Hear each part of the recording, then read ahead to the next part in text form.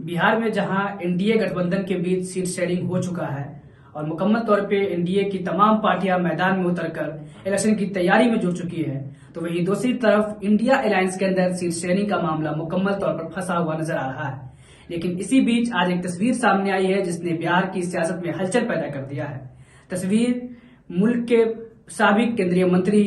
और कई मर्तबा लगातार एमपी रह चुके इंडियन नेशनल कांग्रेस के साबिक नेशनल जनरल सेक्रेटरी और केरला के साबिक इंचार्ज तारिक अनवर का है, जो लगातार कटिहार लोकसभा से एनसीपी से और कांग्रेस से जीते रहे हैं। आज दिल्ली के अंदर प्रशांत किशोर के एक प्रोग्राम में तारिक अनवर को देखा गया, जिसके बाद ये चर्चा तेज है कि शायद तारिक अनवर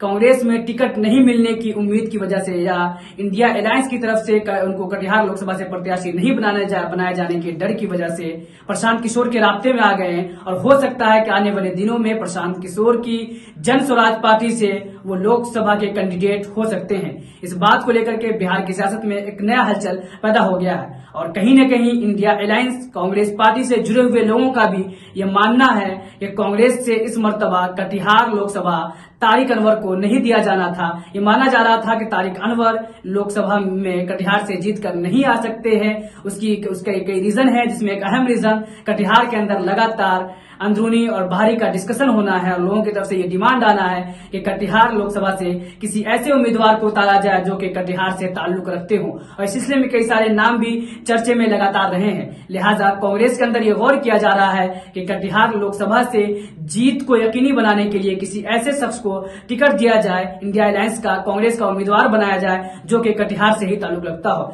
इसी डर से तारिक अनवर ने कहीं न कहीं पाला बदलने का सोचा है और वो आने वाले दिनों में जन स्वराज से कटिहार लोकसभा के उम्मीदवार हो सकते हैं। कांग्रेस से जुड़े हुए लोगों का ये मानना है कि अगर तारिक अनवर